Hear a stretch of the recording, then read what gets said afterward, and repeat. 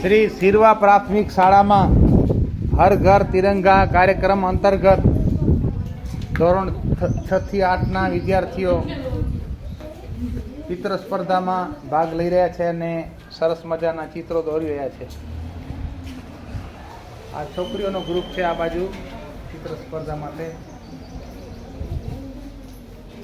ડાબી બાજુ છોકરાઓ બેઠા છે.